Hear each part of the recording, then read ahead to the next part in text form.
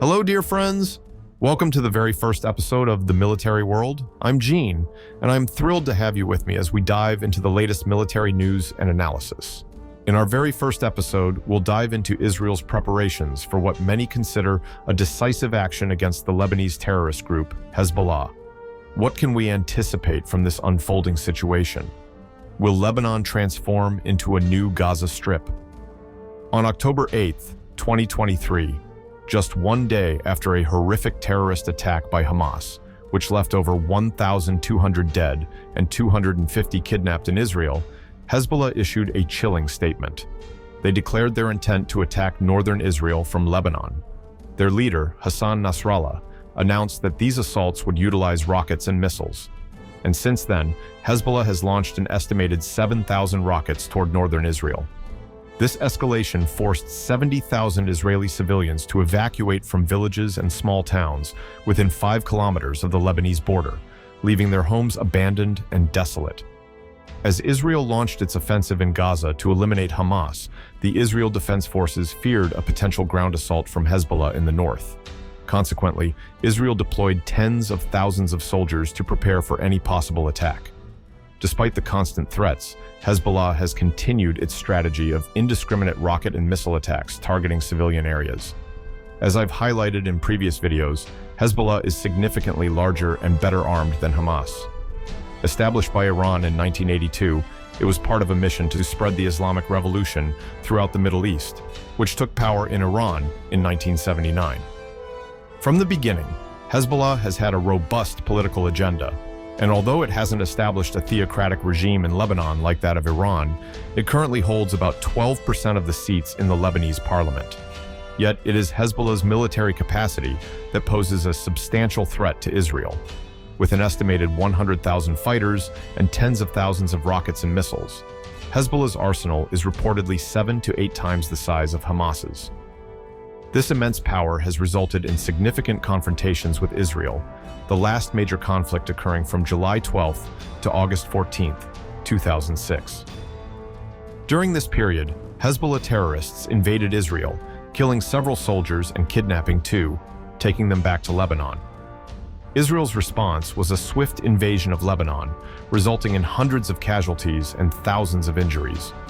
Following Israel's withdrawal, the United Nations approved Resolution 1701, deploying peacekeepers in southern Lebanon and demanding Hezbollah disarm and withdraw its fighters south of the Litani River, about 29 kilometers from the Israeli border. However, as we've seen in various images and videos, Hezbollah is clearly violating this resolution, maintaining a significant arsenal near the Israeli border, which is being used to target both civilians and military positions in northern Israel. Since Hezbollah's attacks began, Israel has responded with precision strikes aimed primarily at the group's leadership. These operations have eliminated dozens of key figures within Hezbollah. Notably, Israeli forces have remotely detonated thousands of pagers and walkie-talkies used exclusively by Hezbollah combatants, leading to nearly 3,000 injuries and several dozen fatalities among the terrorists. Despite Israel's appeals for restraint and surgical strikes, Hezbollah continues its assaults on northern Israel. This has led high-ranking officials, including Defense Minister Yoav Gallant and Prime Minister Benjamin Netanyahu, to state publicly that they are preparing for more decisive actions in Lebanon to ensure the safe return of the 70,000 displaced Israeli civilians. But what will these decisive actions entail? Could Israel invade southern Lebanon as it did in Gaza? Only high-ranking Israeli commanders have this information. However, it's widely believed that Israel's focus in the coming hours and days will be to intensify aerial attacks on Hezbollah depots and further increase the precision and intensity of strikes against the group's leaders in Lebanon. While Israel has consistently claimed it does not seek a large-scale war with Lebanon, we cannot rule out ground incursions in areas with significant terrorist presence in southern Lebanon. Israeli airstrikes have intensified dramatically over the weekend, with missiles and bombs falling in southern Lebanon almost continuously. Israeli forces have warned Lebanese civilians to stay away from Hezbollah installations and members. With Hamas now significantly weakened in Gaza, reduced to a fraction of its former capabilities since the October 7th terrorist attack, Israel is now better positioned to focus its efforts against Hezbollah. However, unlike in Gaza, where Israel has declared it will not withdraw until Hamas is entirely dismantled, a large-scale invasion of southern Lebanon is not currently anticipated.